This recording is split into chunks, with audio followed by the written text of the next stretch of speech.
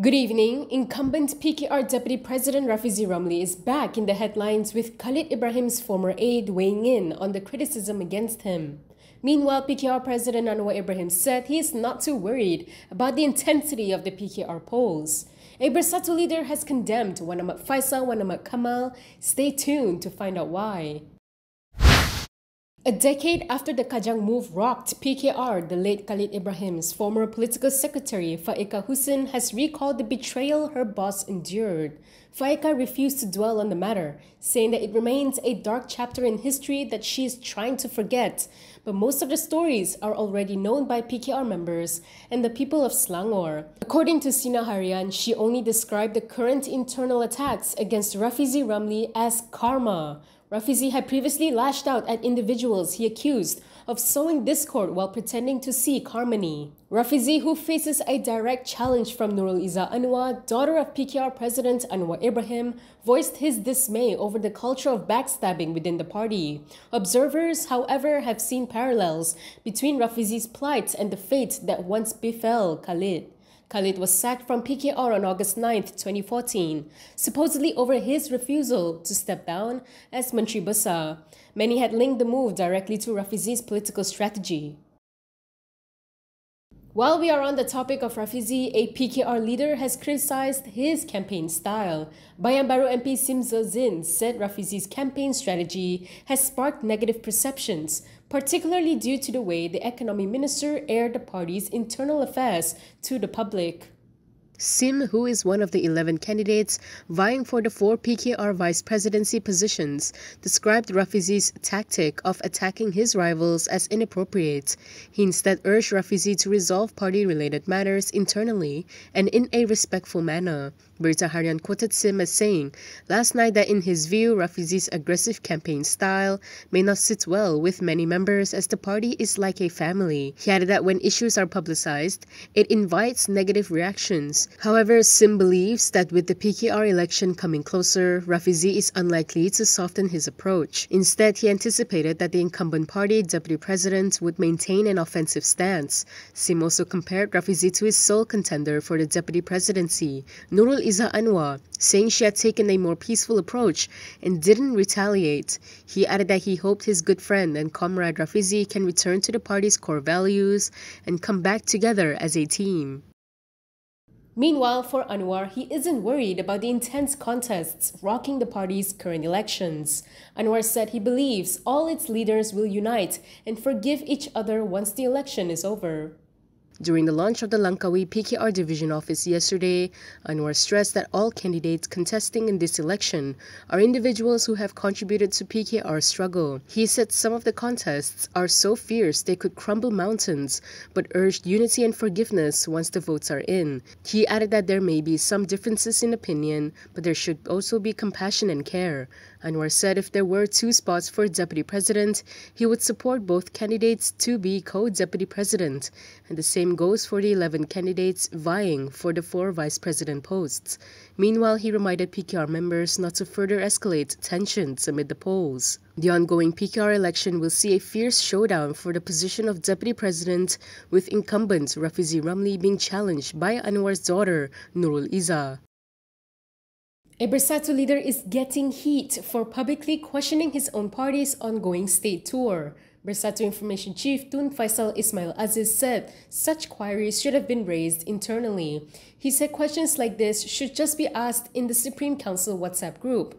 He was responding to Wan Fayhsal's recent remark, which appeared to criticize the tour for allegedly sidelining the Bersatu deputy president and vice presidents. In a Facebook post, the former Bersatu youth chief also claimed that the Supreme Council was not informed of the program. His post is believed to be in reference to the ongoing Kembara Bersatu tour led by Bersatu's Secretary General Azmin Ali, which has so far included stops in Selangor, Melaka, Negeri Sembilan, and Perak. Images and clips of the program shared by the former Selangor Menteri Besar on Facebook show the presence of several key party figures, including Vice Presidents Radzi Jidin and Ahmad Faisal Azumu, as well as other Supreme Council members. Malaysia Kini has also contacted Azmin for further insights on the matter. Meanwhile, Bersatu Youth Exco member Naim Brondage also advised party leaders to discuss their grievances internally, saying they should not emulate PKR. The claims made in a news report by an online portal titled Police Interview Pamela Ling's Children and Family Friend in Death Investigation, which went viral on social media, are false. This is according to the Selangor Police. In a statement yesterday, Selangor Police Chief Hussein Omar Khan said no report had been lodged regarding the alleged discovery of a body at a house in Petaling Jaya as claimed in the article. He stressed that spreading fake news was an offence under Section 233(1)(a) of the Communications and Multimedia Act 1998. He said the use of network facilities or services to spread false news that may disrupt others is punishable by a fine not exceeding 50,000 ringgit or imprisonment of up to 1 year or both upon conviction. Hussein also reminded the public to only refer to official sources when seeking information. He said the public's cooperation in curbing the spread of false news is greatly appreciated to ensure order and the smooth running of the investigation. On April 9th, Pamela Ling was reported missing while on her way to the Malaysian Anti-Corruption Commission headquarters in Putrajaya in an e-hailing car. On this upcoming Saturday night, a civil society movement is taking to Dataran Merdeka. The group is planning a gathering aimed at voicing the public's displeasure over MACC Chief Azam Baki's contract extension. In a statement today, the Secretariat Undur Azam Baki said the gathering, titled Pidato Rakyat Undur Azam Baki, will take place at 8 p.m. on May 24th.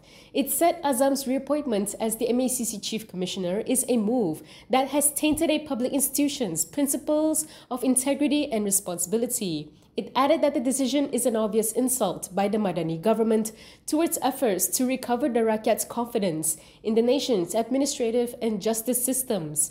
The gathering is meant to be a platform for the Rakyat to make known their firm stance against Azam's continued presence in the anti-graft agency while also calling for a comprehensive reform of the MACC as an institute. It also said that it is continuing the Tangkap Azam Baki campaign, which Prime Minister Khalid Ibrahim endorsed when he was the opposition leader in 2022. The government had previously faced criticism over the reappointment of Azam as MACC chief. If you like the stories we produce, consider supporting us by subscribing to Malaysia Kini. Click the link in the description below or scan the QR code on your screen to subscribe. COVID-19 infections in Thailand have increased with 33,030 new cases reported between May 11th and 17th. This is more than double the 16,000 cases logged the previous week, according to the Department of Disease Control. According to Bernama, Bangkok remains the epicenter of the outbreak, recording 6,290 cases. The majority of new infections are among people aged 30 to 39. Health authorities are urging the public to remain vigilant.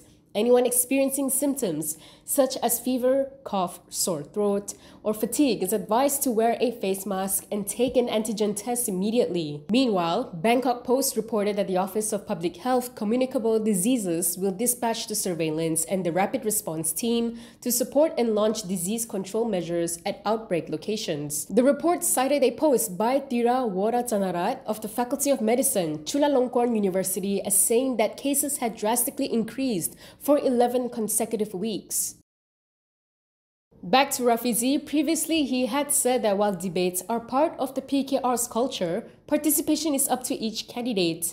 This has raised questions about their importance in the party's democratic process. Yesterday, Kinitv posted a poll to ask you whether PKR candidates should participate in debates during party elections. Let's take a look at the responses. The majority voted yes, saying it allows members to understand a candidate's perspective. Some said that debating can reveal the candidate's capabilities. Meanwhile, 10% of voters feel a debate is not needed, fearing that it might bring unnecessary conflict and divide factions. What are your thoughts on this? Share your views in the comment section below. That is all from me today. For more stories, you can go to KiniTv.com. You can also follow us on Instagram, X, YouTube, and Facebook for the latest news updates. I'm Camelia. Thanks for watching.